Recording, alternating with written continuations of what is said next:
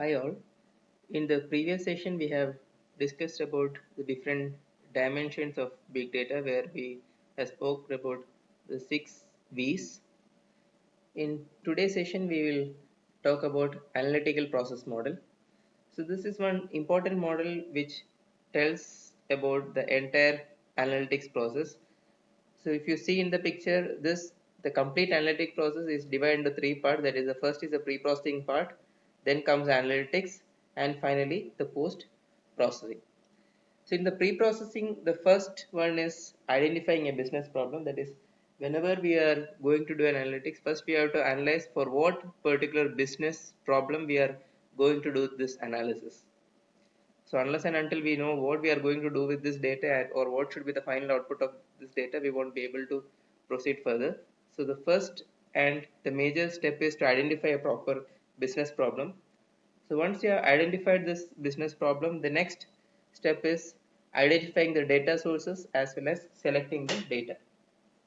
So this data sources can be multiple from different sources. We'll be getting the data. We'll see what are the different data sources in the coming sessions. But to speak about here, the data sources can be many, and it is always better to have more amount of data. That is, more the amount of data we'll be able to get a good data, or we will be able to extract a good data from it. So it is always better to have more amount of data or data sources. So once we have identified the particular data sources, then we have to select a particular data which we are going to analyze. So for this we will be having different OLAP operations which will be doing, like roll up, drill down, slicing, dicing, and all those things we'll be doing. So once we have done with the selecting of the data, the next step is cleaning this data. We have to clean and transform this data. So that is the next step. So for this, we will be using different models for doing this. That is, the data should be made clean. That is, whatever unnecessary things are there, that should be removed. And once that data has been cleaned, the next step is to transform this data to the useful data or to different forms in which it is required. So once that is done, the next step is analyzing the data. So when we analyze the data, we make use of different patterns.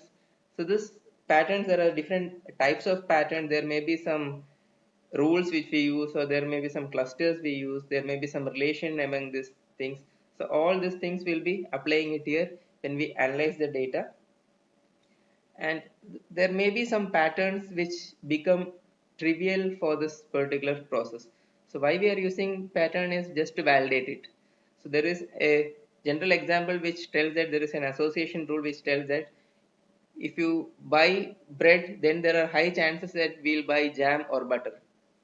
So that is something called as an association rule. That is, when we purchase one particular item, there are high chances that we'll purchase one more item which is related to it. So that is why I told, if a person is buying bread, then there are high chances that that person may buy jam or may buy butter. And also the key issue which comes here is to find an unknown but most interesting and actionable patterns. So when we find an interesting and actionable pattern which are unknown, that gives new insight to this data, and with this data which we are going to acquire from this particular analysis, we'll be having new profit opportunities also. So this is something called as a knowledge diamond, that is to find an unknown but yet interesting and actionable patterns. So once we are done with analyzing the data, the last step is we'll interpret it, evaluate it, and deploy this particular model. So this will be done with the help of different experts. There may be people who look into it. There may be systems also which actually does this interpretation evaluation part, and we deploy it. And all these things, whatever the process, whatever we have discussed here, it acts like a cycle, or it may go back and start from the previous steps. So it goes and goes back to the previous steps, and it may iterate it again. Why? Because we may get more amount of new data, and for that we have to do additional cleaning which is required, additional transformation is required. So all those things are done again and again, or it may be done multiple times. So the more and more the steps are iterative, we will be able to get a proper analytical process model. and usually the time taken for this entire process will be almost 80% of what is required to build an analytical model. So this is a major step where we start from the business problem, identify the data, select the data, clean the data, transform the data, analyze it, and once it is analyzed, we interpret, evaluate, and deploy this particular model. The next topic is analytical model requirements. So whenever we develop a particular model, that model should satisfy several requirements depending on the application area. So in that, the first requirement is the business relevance. So it means that this particular model which we are going to develop should actually solve the business problem for which it was developed. It's not like we develop a system now and after that it is not being used because its output is not proper, or maybe it is not taking the proper input, or the operation is not happening for what it was meant for. So that should not happen. So the particular model should be relevant to this particular business and should be able to give a proper output which was required, or it should work accordingly for what it was developed for. The second requirement is the statistical performance. There are multiple statistical operations, for example like classifications or clustering. So all these operations what are to be meant for, it should be done very well. Also this particular model should have a proper predictive power. It should be able to predict the future, or it should be able to predict the output from all the input what it has been gained. The next requirement is interpretable.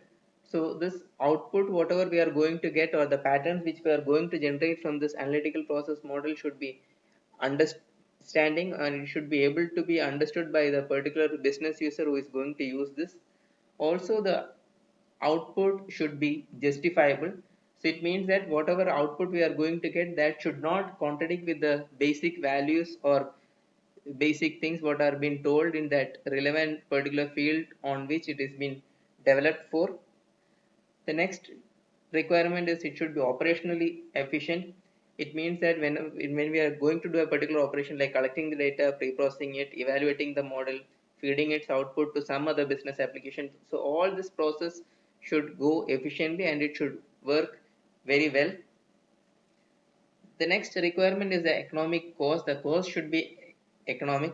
So this, when we talk about this cost, it should be about the cost for the humans who have worked on that, for the people who have worked on that, the computing resources which are used during this particular process.